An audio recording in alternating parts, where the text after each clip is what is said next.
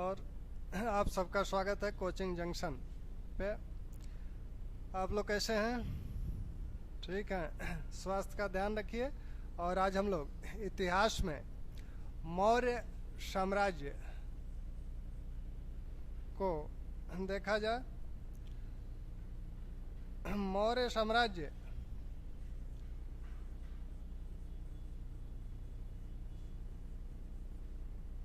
में जो चीज़ें पढ़नी हैं पहले उसको जान लिया जाए।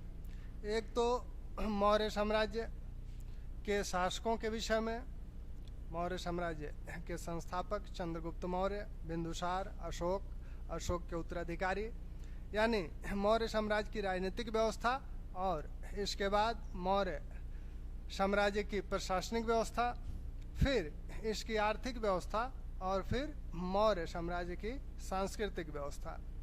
यहाँ से प्रश्नों की संख्या अधिक होती है और अमूमन यहाँ से प्रश्न पूछे ही पूछे जाते हैं। एक दो प्रश्न तो आपको मिलेंगे ही मिलेंगे। मौर्य साम्राज्य को शुरू करने पर एक प्रश्न जो उपस्थित होता है, सबसे पहला प्रश्न वो ये है कि ये मौर्य हैं कौन। मौर्य, अगर चंद्रगुप्त मौर्य मौर्य साम्राज्य का संस्थापक है, मौर्य वंश का संस्थापक है, तो यह चंद्रगुप्त मौर्य है कौन, इसकी वंशावली क्या है, इसकी जात क्या है, और फिर यह कैसे मगध का और भारत का शासक बना, सम्राट बना। विभिन्न सारे स्रोत इस संदर्भ में हमारी सहायता करते हैं। मौर्य साम्राज्य के इतिहास लेखन में जो स्रोत सहायता करते हैं उसमें साहित्यिक स्रोत भी हैं और पुरातात्विक स्रोत भी हैं। तो हम पहले स्रोतों की बात करने से पहले मौर्य साम्राज्य का एक सामान्य सा चित्र आपके दिमाग में बिठाना चाहता हूं कि आखिर ये मौर्य साम्राज्य इतना महत्वपूर्ण क्यों है भारत के संदर्भ में। महत्वपूर्ण इसलिए है क्योंकि यहीं से हमें, यानी भारत को, पहला महान सम्राट मिलता है, यानी अशोका द ग्रेट, यहीं इसी साम्राज्य में मिलते हैं। साथ में यह मौर्य साम्राज्य उत्तर पश्चिम में भारत की वैज्ञानिक सीमा, जिसे अंग्रेज वैज्ञानिक सीमा कहते हैं, उस वैज्ञानिक सीमा अर्थात हिंदू कुश पर्वत तक विस्तृत था। और इसी मौर्य साम्राज्य की प्रशासनिक व्यवस्था में हमें भारत की प्रशासनिक व्यवस्था की नींव दिखाई देती है। और इस प्रशासनिक व्यवस्था की ढेर सारी चीज़ें आज भी हमें कहीं न कहीं देखने को मिलती हैं। वो जिला स्तर पे प्रशासन का जो वर्गीकरण है, प्रशासन का जो ढांचा है, वो जिला स्तर पे हो, कमिश्नरी स्तर पे हो या प्रांतीय स्तर पे हो। अभी भी बिहार में समाहर्ता शब्द का प्रयोग समाहरणालय, कलेक्ट्रेट के रूप में समाहरणालय के रूप में किया जाता है। तो प्रशासकीय दृष्टिकोण से भी, फिर धार्मिक दृष्टिकोण से यह है कि बौद्ध धर्म का बहुत ही विकास अशोक के नेतृत्व में हुआ था। सांस्कृतिक दृष्टिकोण से अगर देखें तो सांस्कृतिक दृष्टिकोण से बौद्ध स्थापत्य जो है, चैत्य या विहार, वह इस काल में और गुफाएं भी देखने को मिलती है। एक लोक कल्याणकारी राज्य के रूप में मौर्य शासकों ने अपने को प्रस्तुत किया। प्रजा के हित में ही राजा का हित है, प्रजा हिते हितम राज्ञ की बात करते हैं ये शासक। वैसे ही अशोक अपनी संपूर्ण जनता को, प्रजा को अपनी संतान कहता है। तो इस भावना के तहत मौर्य शासक शासन करते हैं। तो एक लोक कल्याणकारी राज्य की अवधारणा यहाँ देखने को मिलती है। तो सबसे पहले हम लोग मौर्य साम्राज्य के इतिहास निर्माण में जिन स्रोतों से सहायता प्राप्त होती है उसको देखा जाए। यानी अगर स्रोत कहा जाए, मौर्य साम्राज्य जानने के स्रोत, तो जानने के स्रोत में दोनों प्रकार के स्रोत, साहित्यिक स्रोत, पुरातात्विक स्रोत,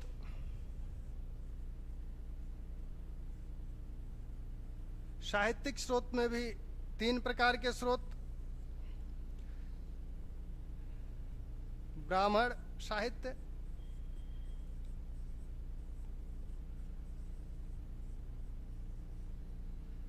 ब्राह्मणेतर,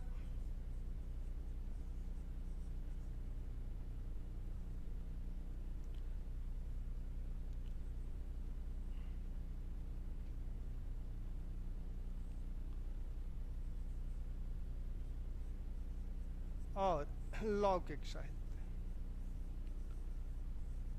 ब्राह्मण साहित्य में जो सबसे महत्वपूर्ण है वो है विष्णु पुराण। पुराणों में विष्णु पुराण मौर्य वंश के विषय में जानने का प्रमुख स्रोत है, और यहीं वायु पुराण गुप्तों के विषय में जानने का प्रमुख स्रोत है। ब्राह्मण साहित्य में ब्राह्मणेतर साहित्य में 2 प्रकार के साहित्य हैं, बौद्ध साहित्य और जैन साहित्य। बौद्ध साहित्य में दीपवंश, महावंश, ये सिंगली अनुश्रुतियां हैं दोनों, इन्हें ही सिंगली अनुश्रुतियां बोला जाता है।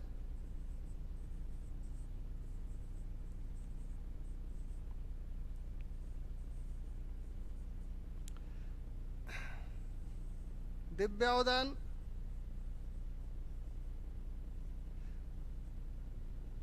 मिलिंद पन्नो,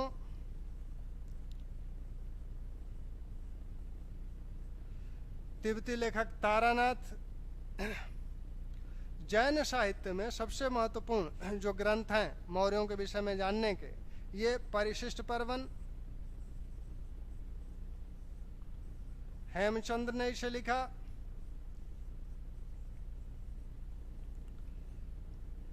वैसे ही कल्पसूत्र भद्रबाहु का, भद्रबाहुकृत। साथ ही लौकिक साहित्य की बात करें तो लौकिक साहित्य में सबसे महत्वपूर्ण जो ग्रंथ है वो है आपका विशाख दत्त कृत। विशाख दत्त कृत मुद्रा राक्षस।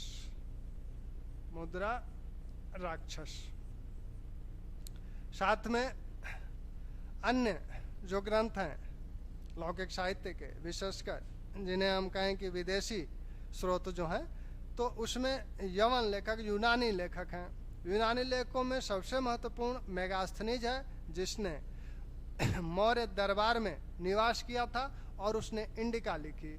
उस इंडिका में कही गई बातों का उद्धरण विभिन्न अन्य यूनानी लेखकों ने दिया है, जिसमें एस्टेबो हैं, डियोडोरस हैं, जस्टिन हैं और आपके प्लिनी हैं। तो इन लोगों ने भी मेगास्थनीज में ने जो इंडिका में बातें कही थी उनका उद्धरण अपने ग्रंथों में दिया है, तो वो भी एक स्रोत के रूप में हमारे सामने उपस्थित होते हैं। पुरातात्विक स्रोत में ये देखा जाता है कि अशोक के लगभग 40 अभिलेख मिले हैं। चंद्रगुप्त के 2 अभिलेख हैं, महास्थान और सागौरा। वैसे ही गुहालेख अशोक के और दशरथ के, और एक अभिलेख जूनागढ़ से जो प्राप्त होता है वो है रुद्रदामन का जूनागढ़ अभिलेख। तो इतने स्रोत हैं। मौर्य साम्राज्य के दक्षिण में विस्तार को इंगित करने वाले अशोक के अभिलेख तो हैं ही, साथ में तमिल ग्रंथ भी हैं, जिसमें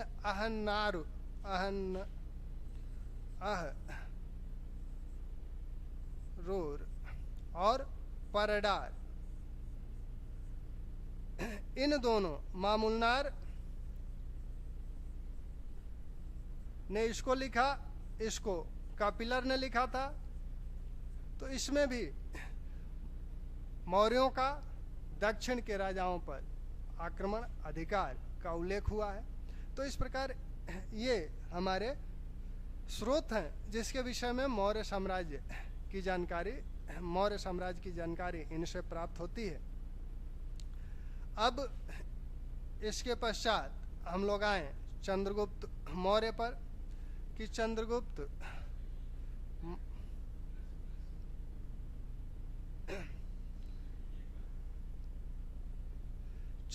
मौर्य की बात की जाए, चंद्रगुप्त मौर्य ये मौर्य साम्राज्य के संस्थापक हैं।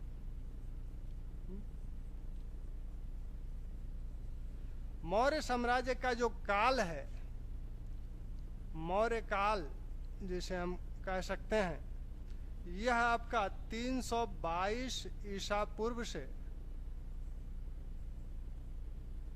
184 ईसा पूर्व तक माना जाता है।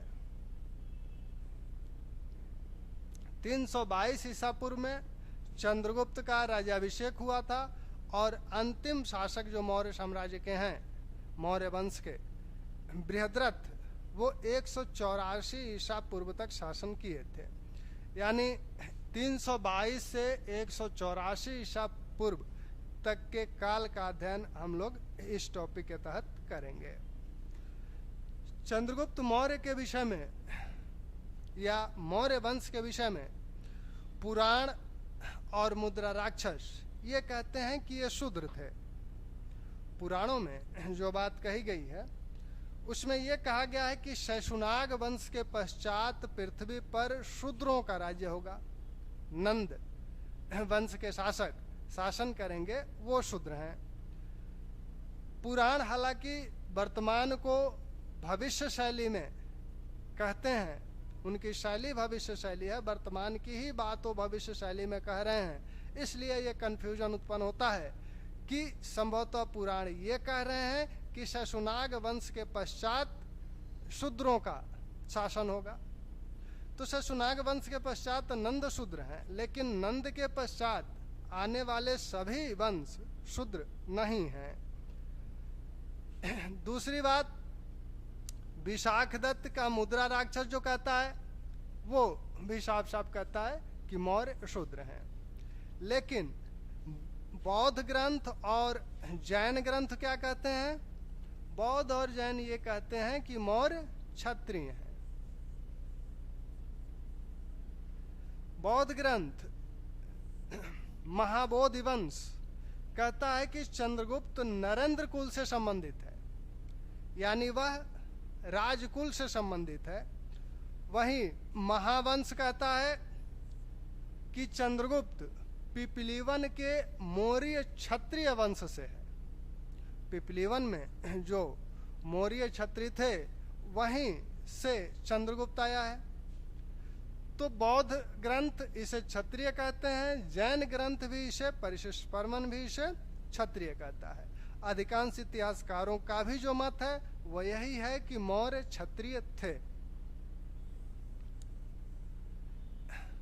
अब इतिहासकारों का तर्क है कि अगर पुराण कहते हैं कि नंदों शैशुनाग वंश के बाद सभी शूद्र शासक होंगे, तो वही पुराण ये भी कहते हैं कि द्विज शर्व यानी श्रेष्ठ, द्विज शर्व, द्विजर शब यानी श्रेष्ठ ब्राह्मण जो कौटिल्य है वह नंदों का समूल विनाश करेगा और चंद्रगुप्त को शासक बनाएगा। तो यह श्रेष्ठ ब्राह्मण है कौटिल्य। कौटिल्य किसी शूद्र को शासक नहीं बना सकता, ऐसा माना जाता है। तो इस आधार पे भी ये कहा जा सकता है कि मौर्य शूद्र नहीं होंगे। अगर शूद्र होते तो कौटिल्य इन्हें शासक नहीं बनाता। एक विद्वान जो मौर्यों के विषय में एक नई बात कहते हैं, वो ये कहते हैं स्पूनर साहब कि मौर्य पारसी।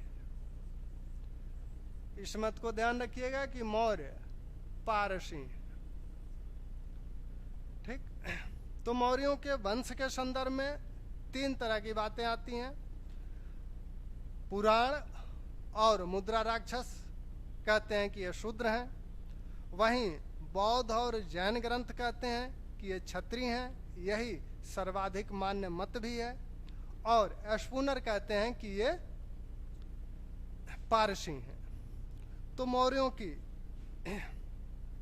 यह जो वंश संबंधी समस्या है वो समाप्त हुई। आप इन्हें क्षत्रिय ही मानेंगे। ठीक। अब चंद्रगुप्त कहाँ से आया, कौटिल्य इसे शासक क्यों बनाया, तो इस संदर्भ में बौद्ध ग्रंथ और मुद्रा राक्षस से जो जानकारी मिलती है वह ये मिलती है कि कौटिल्य का एक बार नंद वंश के शासक घनानंद के यज्ञशाला में अपमानित किया गया था। कौटिल्य को जब अपमानित किया गया तभी कौटिल्य ने यह प्रण किया था कि मैं नंद वंश का समूल विनाश करूंगा।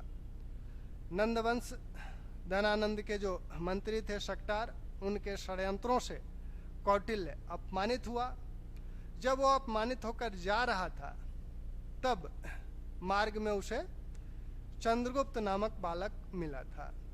अब ये चंद्रगुप्त नामक बालक कहाँ का था, कहाँ आया था, तो महावंश में जो बात बताई जाती है, जो कहानी बताई जाती है, उसमें ये बताया गया है कि चंद्रगुप्त पिपलीवन के मौर्य वंश का था।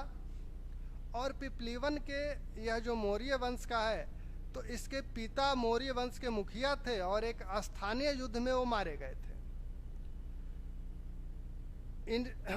उनकी पत्नी जो थी वो गर्भवती थी, इसलिए उनके भाइयों ने उसे सुरक्षा के निमित्त पाटलिपुत्र भेज दिया, पाटलिपुत्र पहुंचा दिया। वहीं इस बालक का जन्म हुआ। यानी महावंश की माने तो चंद्रगुप्त का जन्म पाटलिपुत्र में हुआ और इसे जन्म के पश्चात एक गोपालक को सौंप दिया गया। इसी गोपालक ने इसका लालन पालन किया। बड़ा होने पर इस गोपालक ने चंद्रगुप्त को एक शिकारी के हाथों भेज दिया और इसी शिकारी के यहाँ रहते हुए चंद्रगुप्त कौटिल्य से मिला था। जब कौटिल्य अपमानित होकर जा रहा था तो मार्ग में उसे कुछ बच्चे खेलते हुए दिखे। ये बच्चे राजकिलम नामक खेल खेल रहे थे, राजकिलम नामक खेल खेल रहे थे और इस खेल में चंद्रगुप्त राजा की भूमिका में था, राजा बना था। कौटिल्य खड़ा होकर इस खेल को देख रहा था। वह चंद्रगुप्त की प्रतिभा से प्रभावित हुआ और उसने इस शिकारी को 1000 कसार्पण देकर चंद्रगुप्त को इससे खरीद लिया और अपने साथ लेकर तक्षशिला चला गया। कौटिल्य या विष्णुगुप्त या चाणक्य तीनों नाम उन्हीं के हैं। तो ये तक्षशिला के आचार्य थे, वहीं पर चंद्रगुप्त को लेकर चले गए और वहां चंद्रगुप्त की शिक्षा दीक्षा दी गई। उसे सैन्य शिक्षा भी दी गई। सैन्य शिक्षा के दौरान ही संभवतः चंद्रगुप्त सिकंदर से भी मिला था। इसी संदर्भ में जस्टिन और प्लूटार्क कुछ बातें कहते हैं। वो बताते हैं कि चंद्रगुप्त सिकंदर से मिला था। जस्टिन कहता है कि सिकंदर एक बार चंद्रगुप्त के अस्पष्टवादिता से नाराज हो गया और उसे मार डालने का आदेश दिया, लेकिन चंद्रगुप्त चालाकी से भाग निकला। जब वह कौटिल्य के पास गया तो कौटिल्य बहुत प्रसन्न हुए, क्योंकि कौटिल्य का मत है कि एक राजा में एक शेर और एक लोमड़ी दोनों के गुण होने चाहिए। इसी तरह प्लूटार्क कहता है कि चंद्रगुप्त नंदों के विरुद्ध सहायता के लिए सिकंदर से मिला था। प्लूटार्क क्या कहता है? प्लूटार्क कहता है कि चंद्रगुप्त नंदों के विरुद्ध सहायता के लिए सिकंदर से मिला था। जस्टिन ऐसी बात नहीं कहता है। जस्टिन ये कहता है कि ये दोनों जब मिले थे तब सिकंदर चंद्रगुप्त की अस्पष्टवादिता से नाराज हो गया और उसे मार डालने का आदेश दिया। तो चंद्रगुप्त को तक्षशिला ले जाया गया, वहां उनकी शिक्षा दीक्षा हुई। अब चंद्रगुप्त के सामने दो लक्ष्य हैं। एक तो उत्तर पश्चिम क्षेत्र में यवनों का राज्य है, यानी इस क्षेत्र पर यवनों का अधिकार है, और इधर मगध पर नंदों का अधिकार है, नंदवंश का अधिकार है। कौटिल्य यह प्रतिज्ञा कर चुका है कि नंदों का हम समूल विनाश करेंगे, और यही कौटिल्य यह भी कहता है कि देश पर विदेशी शासन अच्छा नहीं होता, उसकी आलोचना करता है, यानी वह देश को विदेशी शासकों से मुक्त करना चाहता है। तो कौटिल्य विदेशी शासन से इस उत्तर पश्चिम क्षेत्र को मुक्त भी करना चाहता है और यहाँ नंदों का समूल विनाश भी करना चाहता है। चंद्रगुप्त के सामने ये दो लक्ष्य स्पष्ट रूप से हैं। अब चंद्रगुप्त ने एक सेना का गठन किया। इस सेना के लिए धन की आवश्यकता थी, तो ये कहा जाता है कि कौटिल्य विंध्य पर्वतों की ओर गया और वहां से धन एकत्रित किया, और उस धन से एक सेना का गठन किया गया। यहीं एक बात भी ध्यान रखिए कि डी कौशाम्बी का कहना है कि भारत में मुद्रा का अवमूल्यन सबसे पहले कौटिल्य ने किया था। ये जब विंध्य पर्वतों की ओर गए थे तो 8 का सार्पण को 80 का सार्पण इन्होंने बनाया। तो इस संदर्भ में वो कहते हैं कि भारत में मुद्रा का अवमूल्यन सबसे पहले कौटिल्य द्वारा किया गया। तो कौटिल्य यहाँ से धन इकट्ठा करके लाए और एक सेना का निर्माण किया गया। इस सेना में कौन कौन लोग हैं? अर्थशास्त्र में कहा गया है कि जो चंद्रगुप्त की सेना है किन लोगों से मिल के बनी है, तो वो सेना जो मिल के बनी है जिन लोगों से, उसमें प्रतिरोधक हैं, चोर हैं, चोरगण हैं, मल्लेच्छ हैं और शस्त्रोपजीवी हैं।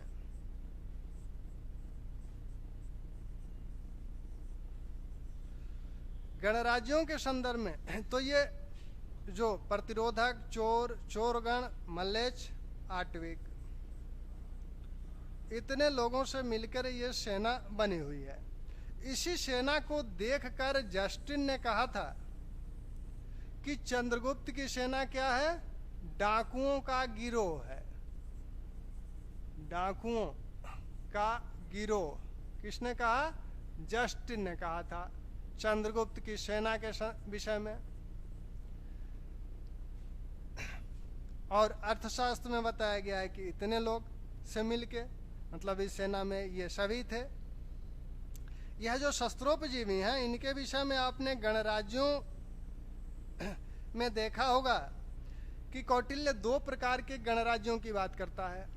एक वार्ता शस्त्रोपजीवी और दूसरा राज शब्दोपजीवी। वार्ता यानी कृषि, व्यापार, वाणिज्य को सम्मिलित रूप से वार्ता कहा जाता है। वार्ता और शस्त्र से जो अपनी जीविका चलाते हैं उन्हें वो वार्ता शस्त्रोपजीवी कहते हैं। और राज शब्दोपजीवी जो राजा शब्दावली का प्रयोग करते हुए शासन करते हैं। तो कौटिल्य जब इस सेना, एक बड़ी सेना तैयार हो गई, इस सेना के विषय में प्लूटार्क भी कहता है। प्लूटार्क क्या कहता है? प्लूटार्क कहता है कि चंद्रगुप्त के पास 6 लाख की सेना थी और इसी 6 लाख की सेना से उसने संपूर्ण भारत को रौंद डाला था। तो जस्टिन कहता है कि ये डाकुओं का गिरोह थी इसकी सेना। प्लूटार्क कहता है कि 6 लाख की सेना चंद्रगुप्त के पास थी और इस 6 लाख की सेना को लेकर वो पूरे भारत को रौंद डाला। चंद्रगुप्त सबसे पहले उत्तर पश्चिम क्षेत्र को यवनों से मुक्त कराता है। उत्तर पश्चिम क्षेत्र पर सिकंदर का आक्रमण हुआ था, आपने देखा ही था। तो सिकंदर का आक्रमण जब हुआ, उसके बाद सिकंदर ने विभिन्न क्षत्रपियों को अपनी ओर से इस क्षेत्र में नियुक्त किया था। वही क्षत्रपी इस क्षेत्र पर शासन कर रहे थे। चंद्रगुप्त का इन क्षत्रपियों के साथ युद्ध हुआ होगा। हालांकि इनके साथ युद्धों का विवरण नहीं मिलता है, लेकिन चंद्रगुप्त का इतना दबाव पड़ा इस उत्तर पश्चिम क्षेत्र पर कि चंद्रगुप्त का इतना दबाव पड़ा इस उत्तर पश्चिम क्षेत्र पर कि जो यूडेमस है, पंजाब में जो यवन शासन कर रहा था, यवन शासक यूडेमस, वह 317 ईसा पूर्व में पंजाब को छोड़कर चला गया। यानी 317 ईसा पूर्व में वह चंद्रगुप्त से इतना भयभीत हुआ या चंद्रगुप्त का इतना ज्यादा दबाव उस पर पड़ा कि उसे भारत छोड़ना पड़ा। तो ये कहा जा सकता है कि 317 ईसा पूर्व तक चंद्रगुप्त का उत्तर पश्चिम क्षेत्र पर अधिकार हो चुका था। हालांकि चंद्रगुप्त का जो राज्याभिषेक है वो 322 ईसा पूर्व में हुआ। तो इस चंद्रगुप्त के राज्याभिषेक की यह जो तिथि ज्ञात होती है, इस तिथि का समर्थन बौद्ध स्रोतों से भी होता है और साथ में यूनानी स्रोतों से भी होता है, और एक और स्रोत है, वो है चीन के शहर कैंटन से प्राप्त बिंदुओं का लेख, बिंदुओं का लेख। यह बिंदुओं का जो लेख है, यह बिंदुओं के रूप में यहाँ काल दर्शाया गया है। बिंदु के रूप में काल दर्शाया गया है। इस काल की शुरुआत कब से होती है? बुद्ध के महापरिनिर्वाण से इस काल की शुरुआत होती है। और यह बिंदु जाते कब तक हैं? जाते हैं आपके 489 ईस्वी तक। कुल कितने बिंदु हैं? 975 बिंदु हैं। 975 कुल बिंदु हैं, और ये बिंदु शुरू होते हैं बुद्ध के महापरिनिर्वाण से और जाते हैं 489 ईस्वी तक। तो यहां से बुद्ध का महापरिनिर्वाण वर्ष निकाला जा सकता है। और बौद्ध साहित्य कहते हैं कि बुद्ध के महापरिनिर्वाण के 218 वर्ष पश्चात अशोक का राज्याभिषेक हुआ। तो अशोक का राज्याभिषेक इस महापरिनिर्वाण से 218 वर्ष पश्चात हुआ। और अशोक के राज्याभिषेक के पहले, अशोक के राजगद्दी प्राप्त करने से पहले चंद्रगुप्त और बिंदुसार शासन कर चुके थे। पुराणों के अनुसार चंद्रगुप्त 24 वर्ष और बिंदुसार 25 वर्ष शासन करते हैं। तो इस तरह से इससे चंद्रगुप्त की तिथि निकल जाती है और वो आती है 322 ईसा पूर्व। तो ये ध्यान रखिए इस बिंदुओं का लेख। कभी ये पूछा जाए बिंदुओं का लेख कहाँ से प्राप्त हुआ है, तो चीन से प्राप्त हुआ है, चीन के कैंटन से। ये पूछा जाए कि इस बिंदुओं के लेख में कितने बिंदु हैं, तो 975 बिंदु हैं। बिंदुओं की प्रारंभ कहाँ से होती है, तो बुद्ध के महापरिनिर्वाण वर्ष से होती है। साथ में इस तथ्य को भी ध्यान रखें कि बुद्ध के महापरिनिर्वाण के 218 वर्ष पश्चात अशोक का राज्याभिषेक हुआ था। और पुराण जो बात कहते हैं कि चंद्रगुप्त 24 वर्ष शासन किया, बिंदुसार 25 वर्ष शासन किया, तो इस संदर्भ में इतने सारे तथ्य आपको मिल जाते हैं। अब जब उत्तर पश्चिम क्षेत्र पर अधिकार हो गया चंद्रगुप्त का, तब वह मगध की तरफ ध्यान दिया, क्योंकि कौटिल्य का एक उद्देश्य यह भी था और चंद्रगुप्त भी इसे जीतना चाहता था। तो सबसे पहले चंद्रगुप्त ने मगध की राजधानी पाटलिपुत्र पर आक्रमण किया, लेकिन यह आक्रमण उसका असफल हुआ। यानी पाटलिपुत्र पर जो आक्रमण किया गया उसके द्वारा वह असफल हुआ। इस संदर्भ में यह कहा जाता है कि एक बार चंद्रगुप्त और कौटिल्य रात्रि में एक गांव में विश्राम कर रहे थे। उसी दौरान एक माँ अपनी झोपड़ी में अपने बच्चे को भोजन दी थी, करने के लिए भोजन करा रही थी, और भोजन में उसे पुआ दिया था खाने के लिए। तो पुआ से आप परिचित होंगे, नहीं परिचित होंगे तो हो लीजिएगा। पुआ रोटी से मोटा होता है। जब मोटा होता है तो बनने के पश्चात ठंडा होने में भी इसे समय लगेगा। और बालक क्या कर रहा है, पुआ में एक और खास बात होती है कि बीच में थोड़ा सा मोटा होता है, किनारे की तरह पतला होता है।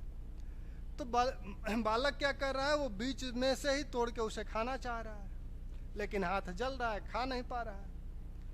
तो माँ बालक के इस कार्य को देख रही थी। देखकर उसने कहा कि यह भी कौटिल्य और चंद्रगुप्त जैसी ही गलती कर रहा है। वो कैसी गलती कर रहे थे, वो पाटलिपुत्र पर आक्रमण किए थे, यानी पहले केंद्र में ही आक्रमण किए, असफल रहे, वैसे ये भी कर रहा है। यह बात जब चंद्रगुप्त और कौटिल्य ने सुनी तो उन्हें अपनी गलती का एहसास हुआ और वो लोग अपनी मगध के प्रति जो रणनीति थी उसको बदल दिया। अब वो सीमांत प्रदेशों की तरफ से आक्रमण किए। इन प्रदेशों को जीतते हुए वो राजधानी तक पहुंचे और इसे विजित किया। तो चंद्रगुप्त का ये दूसरा युद्ध था। चंद्रगुप्त का एक संघर्ष यवन शासक सेलुकस निकेटर से हुआ। दरअसल जो सिकंदर है, तो सिकंदर का सीरिया में जो उत्तराधिकारी बना वो सेलुकस निकेटर बना, और यह यवन सिकंदर के साम्राज्य का पूर्वी भाग माना जाता था। तो जिस प्रकार सिकंदर ने भारत पर आक्रमण किया था, उसी प्रकार सेलुकस भी भारत पर आक्रमण करना चाहता था। लेकिन समस्या क्या थी, उस समय का भारत दूसरा था, इस समय का भारत दूसरा है, परिस्थितियां दूसरी हैं। उस समय सिकंदर ने जब भारत पर आक्रमण किया तो उत्तर पश्चिम क्षेत्र पर, यानी ब्यास नदी के पश्चिम आपके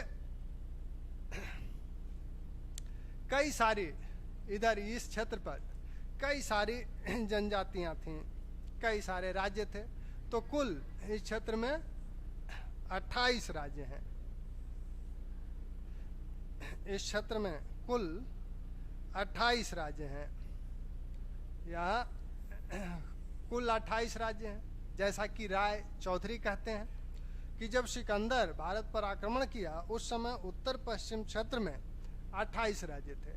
अब क्या हुआ, सिकंदर ने राजनीतिक एकीकरण किया और साथ में यहाँ आपके अब यहाँ इस समय शासक कौन है, इस समय चंद्रगुप्त शासक है और वह मगध से लेकर उत्तर पश्चिम क्षेत्र तक का शासक है, यानी एक शासक है। अब यवन यूनानी क्या हुए कि ब्यास नदी को पार नहीं किए, क्योंकि इधर नंदों का राज्य था। तो नंदों के पास एक बड़ी सेना थी। नंदों से जब वो इतना डरते थे तो चंद्रगुप्त की शक्ति तो उससे भी अधिक थी। लेकिन फिर भी सेलुकस ने भारत पर आक्रमण किया और इस आक्रमण के दौरान, जैसा कि अपियानस यूनानी स्रोत जो बताते हैं कि इस आक्रमण के दौरान क्या हुआ, तो एपियानस बताता है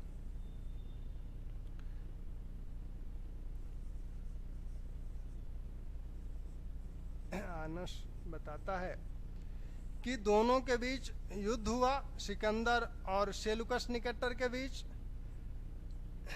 फिर इनके बीच संधि हुई और इनके बीच एक वैवाहिक संबंध हुआ।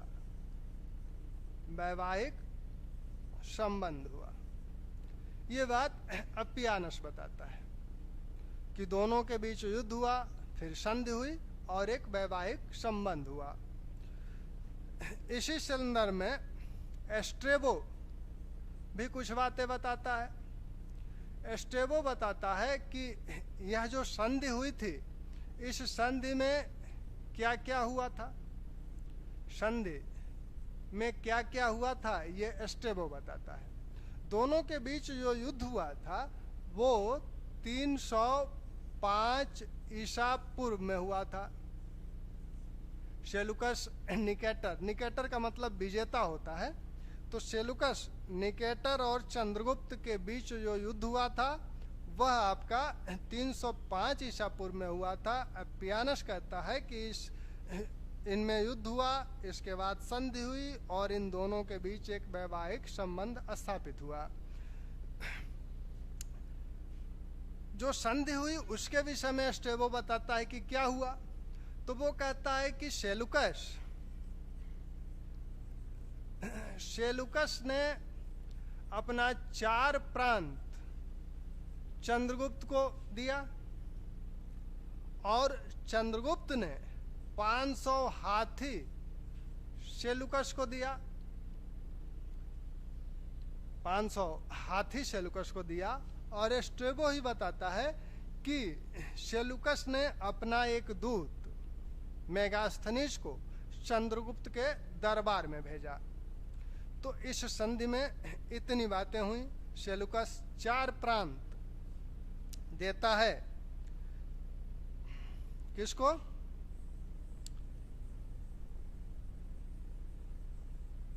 चंद्रगुप्त को।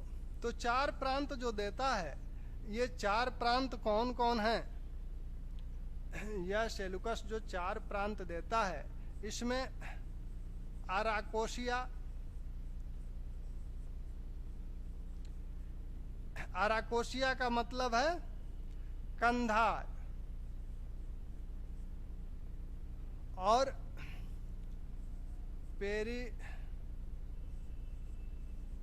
पेनशिडाई इसका मतलब है काबुल से,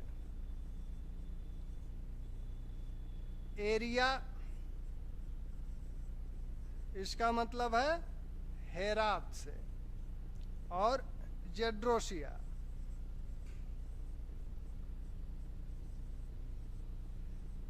इसका मतलब है मकरान तट, बलूचिस्तान वाला क्षेत्र। तो ये 4 प्रांत दिए जाते हैं किसके द्वारा? सेलुकस द्वारा चंद्रगुप्त मौर्य को। अराकोसिया, पेरिपेंसिडियाई, एरिया और जेड्रोसिया, तो 4 प्रांत सेलुकस ने चंद्रगुप्त को दे दिया। अब यह जो प्रांत हैं ये हैं कहाँ? इन प्रांतों को आप देखिए तो ये प्रांत आपके ये पाकिस्तान है, ये अफगानिस्तान है, काबुल, कंधार, हेरात, ये हेरात है, ये काबुल है, कंधार है। तो यहाँ तक का क्षेत्र, और इधर बलूचिस्तान वाला जो तट है यहाँ तक का, यानी पूरा आपका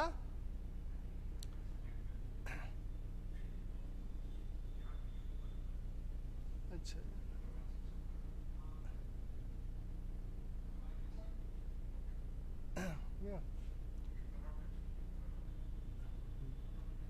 तो यहाँ से जो आपका अफगानिस्तान तक का क्षेत्र है, यहाँ तक का क्षेत्र पूरा मिल गया चंद्रगुप्त को। तो यहीं हिंदुकुश पर्वत तक का क्षेत्र चंद्रगुप्त को मिल गया, और यही इसी को अंग्रेज भारत की वैज्ञानिक सीमा कहते हैं। और इसी सीमा को वो प्राप्त करना चाहते हैं, और इसी सीमा को प्राप्त करने का प्रयास अंग्रेजों ने भी किया, मुगलों ने भी किया। जैसा कि आप देखते हैं कि मुगल कंधार और हेरात को प्राप्त करने का प्रयास करते रहे, लेकिन अस्थायी सफलता नहीं मिली। औरंगजेब इसको व्यर्थ का कार्य मानकर छोड़ दिया। अंग्रेज भी इसे प्राप्त करने का प्रयास किए, लेकिन उन्हें सफलता नहीं मिली। लेकिन चंद्रगुप्त इसमें सफल रहा था। तो चंद्रगुप्त का जो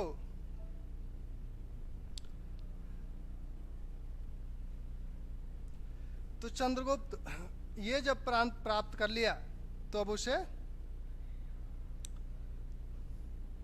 हिंदुकुश पर्वत की वैज्ञानिक सीमा, भारत की वैज्ञानिक सीमा मिल गई। तो चंद्रगुप्त के आपके 3 युद्ध, एक तो उत्तर पश्चिम क्षेत्र से को यौनों से मुक्त कराना, नंदवंश पर आक्रमण, नंदों को पराजित करना और गणानंद की हत्या। उस समय गणानंद का सेनापति भद्रशाल था और चंद्रगुप्त और भद्रशाल के बीच जो युद्ध हुआ था, उस युद्ध का विवरण एकमात्र मिलिंद पन्नों में मिलता है। उसके अनुसार युद्ध बड़ा भीषण हुआ। और तीसरा युद्ध जो हुआ था वो सेलुकस निकेटर से हुआ था, जिसमें भी चंद्रगुप्त विजयी रहा था। तो ये चंद्रगुप्त की विजय हैं। अब एक प्रश्न ये होता है और बड़ा महत्वपूर्ण भी है, बार बार पूछा भी जाता है कि ये जो यूनानी शासक हैं, यूनानी शासक कह रहे हैं, सॉरी, यूनानी लेखक ये चंद्रगुप्त को किस नाम से बुलाते हैं? ये सेंड्रोकोट्स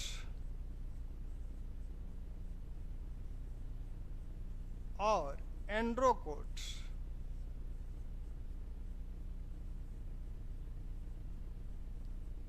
इन नामों से बुलाते हैं। यानी चंद्रगुप्त को सेंड्रोकोट्स कहते हैं, एंड्रोकोट्स कहते हैं। कौन कौन सेंड्रोकोट्स कहता है, उसमें जो प्रमुख नाम हैं, सेंड्रोकोट्स कौन कौन कहता है उसमें, तो इसमें आपके मेगास्थनीज हैं, मेगास्थनीज, एस्ट्रेबो, जस्टिन, ये इसे सेंड्रोकोट्स कहते हैं। और साथ में आपका एरियन भी इसे सेंड्रोकोट्स कहता है। एंड्रोकोट्स जो कहते हैं उसमें आपके प्लूटार्क हैं, तो प्लूटार्क इसे एंड्रोकोट्स कहता है, साथ में अपियन, ये इन्हें एंड्रोकोट्स कहते हैं। ये सेंड्रोकोट्स और एंड्रोकोट्स जिसके लिए प्रयुक्त किया गया है, यह चंद्रगुप्त मौर्य ही है। इस बात को विलियम जोन्स ने बताया। विलियम जोन्स ने बताया कि यह जो सेंड्रोकोट्स और एंड्रोकोट्स हैं, यह और कोई नहीं, ये चंद्रगुप्त है। ठीक, तो चंद्रगुप्त की बातें। अब चंद्रगुप्त का साम्राज्य निर्धारण कर लिया जाए कि चंद्रगुप्त की साम्राज्य सीमा कहाँ तक थी। तो चंद्रगुप्त की जो साम्राज्य सीमा है, उसके निर्धारित करने में हमारी सहायता क्या क्या करेंगे, कौन कौन स्रोत करेंगे? तो एक तो यूनानी लेखक हैं, दूसरे अशोक के जो अभिलेख हैं, ये हमारी सहायता करेंगे कि चंद्रगुप्त की जो सीमा है वो कहाँ तक है। तो चंद्रगुप्त की सीमा, साम्राज्य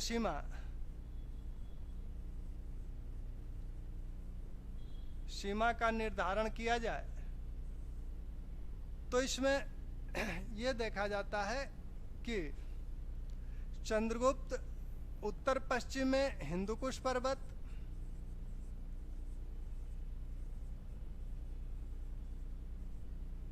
इधर नेपाल की तराई,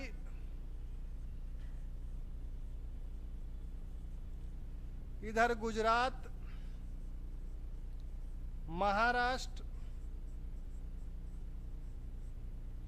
बांग्लादेश और यहाँ आपका कर्नाटक, आंध्र प्रदेश तक चंद्रगुप्त का साम्राज्य विस्तृत था। अशोक के 40 अभिलेख प्राप्त हुए हैं लगभग। कोई भी शासक अपना अभिलेख वहीं स्थापित कराएगा जहां तक उसका साम्राज्य होगा, अपने साम्राज्य सीमा में ही अपने अभिलेखों को स्थापित कराएगा। अशोक कहता है कि हमने सिर्फ एक युद्ध किया है, एक विजय हमने की है, वो कलिंग की है। यानी कलिंग की विजय जो की गई है यह सिर्फ अशोक द्वारा की गई है, अन्य कोई विजय का वो उल्लेख नहीं करता है। तो अशोक का जो साम्राज्य था उसमें उसने पहले जो पैतृक रूप से उत्तराधिकार के रूप में जो पाया था उसमें वह कलिंग को सिर्फ जोड़ा था। यानी उसके पहले से ही ये सारे भाग मौर्य साम्राज्य के अंतर्गत रहे होंगे। तो अगर उसके पहले से ये मौर्य साम्राज्य के अंतर्गत थे तो निश्चित रूप से या तो बिंदुसार ने इन्हें जीता होगा या चंद्रगुप्त ने जीता होगा। बिंदुसार एक विजेता शासक नहीं माना जाता है। ऐसे में इन सब की विजय चंद्रगुप्त द्वारा की गई होगी।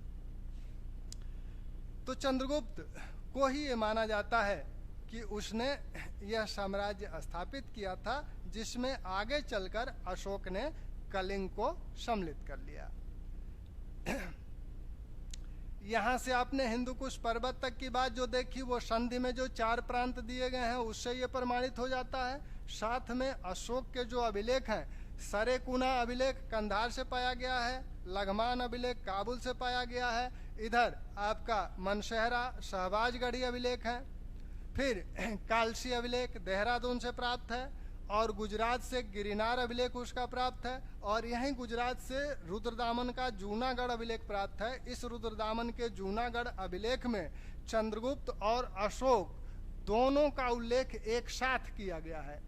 चंद्रगुप्त और अशोक दोनों का उल्लेख एक साथ किया गया है। इसी अभिलेख में बताया गया है कि रैतक और अर्जियत पर्वत पर चंद्रगुप्त ने सुदर्शन नामक एक झील का निर्माण करवाया था और उसी झील से अशोक ने एक नहर निकलवाई थी।